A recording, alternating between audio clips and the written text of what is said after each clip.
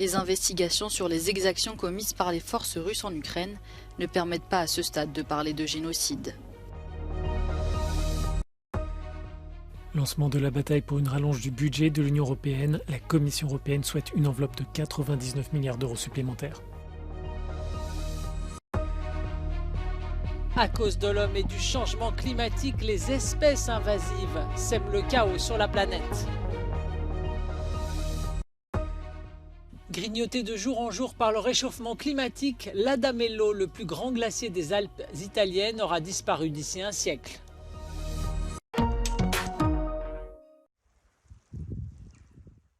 Les investigations sur les exactions commises par les forces russes en Ukraine se poursuivent. La commission d'enquête de l'ONU a recueilli de nouvelles preuves de crimes de guerre pouvant constituer des crimes contre l'humanité. En revanche, selon les 3 experts chargés de l'enquête, rien ne permet à ce stade de parler de génocide. We are investigating this step by step. As of now, we do not have sufficient available evidence to meet the legal qualifications in the Genocide Convention. The violations include willful killings, unlawful confinement, torture, rape and other sexual violence, unlawful transfer, and deportation, and some of them may, if confirmed by further evidence, amount to crimes against humanity. L'enquête a également révélé des violations commises par l'armée ukrainienne.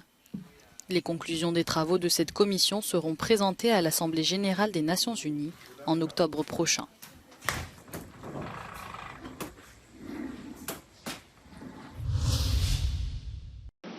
Le renforcement du budget européen est l'une des batailles politiques qui s'annoncent dans les institutions.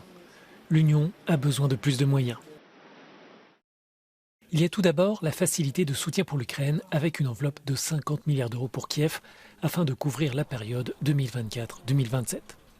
Cet outil sera partagé entre subventions et prêts et est inspiré du plan Marshall mis en place après la Seconde Guerre mondiale.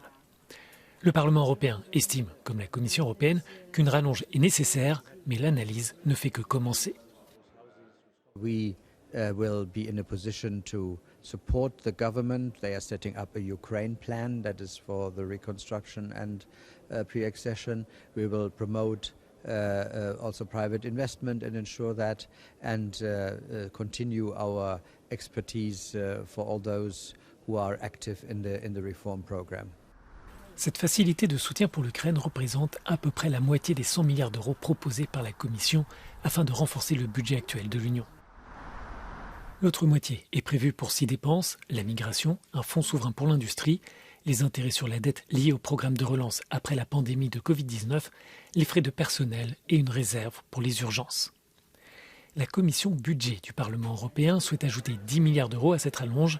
Pour y parvenir, elle propose de combiner les contributions nationales avec de nouvelles sources de revenus, telles qu'une taxe sur les sociétés internationales et sur les transactions financières. Les eurodéputés s'opposent à des coupes dans les programmes actuels.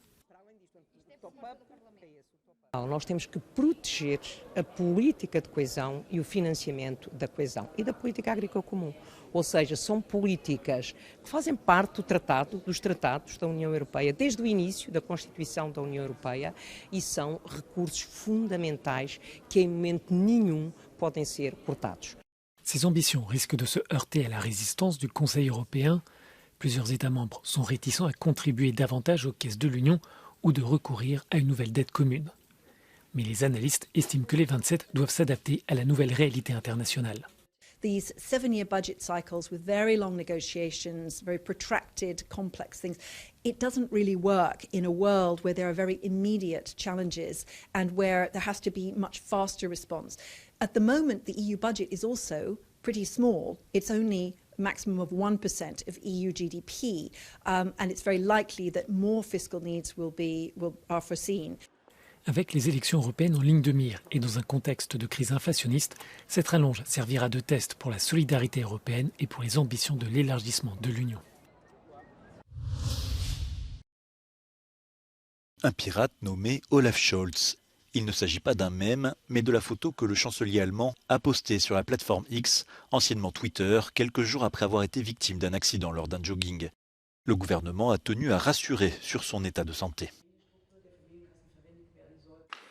Also es geht ihm den Umständen entsprechend gut. Wir haben jetzt gerade vor wenigen Minuten ein Foto von ihm, damit sich alle daran gewöhnen können, wie er in den nächsten 1-2 Wochen aussieht, auch in den sozialen Medien gestellt.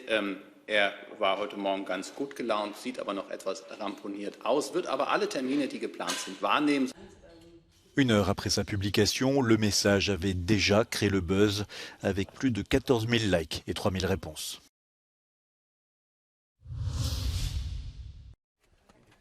Lui non plus ne résiste pas au réchauffement climatique. Grignoté de jour en jour, l'Adamello, le plus grand glacier des Alpes italiennes, est en train de mourir. Les scientifiques estiment qu'il lui reste moins d'un siècle avant de disparaître. Chaque année, des experts gravissent ces sommets pour constater les changements. Ad oggi il ghiacciaio ha perso circa 2,7 km. Allo stato attuale sulla fronte negli ultimi 5 anni abbiamo delle perdite medie di 15 metri all'anno, che però il solo anno scorso a visto una perdita di 139 metri in un anno.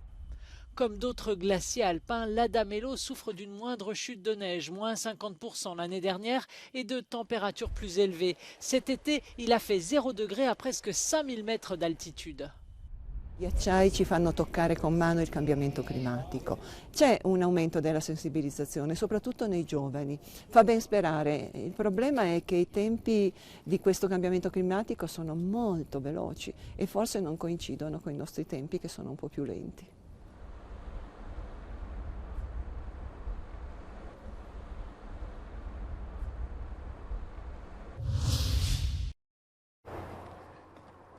Un désastre au ralenti. Partout dans le monde, les espèces invasives ont un impact économique de plus de 390 millions d'euros par an.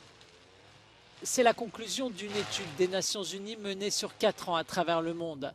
Des plantes aux mammifères en passant par les animaux marins et les insectes, les espèces étrangères créent le chaos environnemental.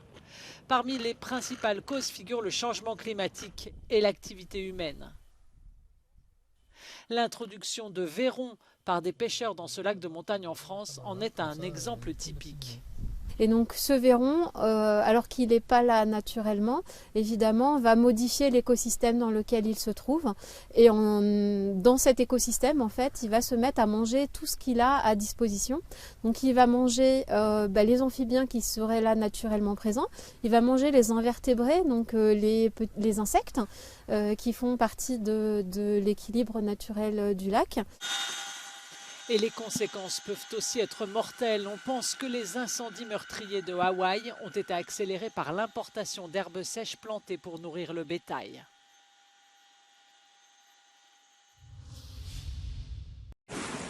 Une personne est décédée, 2 autres portées disparues à la suite des pluies torrentielles qui se sont abattues sur l'Espagne. Dans la région de Tolède, une personne a trouvé la mort dans la municipalité de Casorrubio del Monte. Dans la région de Madrid, un père et son fils sont portés disparus. Leur voiture a été emportée par les eaux d'une rivière qui a débordé. Le sud de la capitale espagnole a été particulièrement touché. Des routes et des voies ferrées sont coupées, des rues et des maisons inondées. Les autorités madrilènes conseillent à la population de rester le plus possible à l'intérieur et d'éviter tout déplacement non indispensable. L'agence météo nationale a maintenu ce lundi 7 régions en alerte.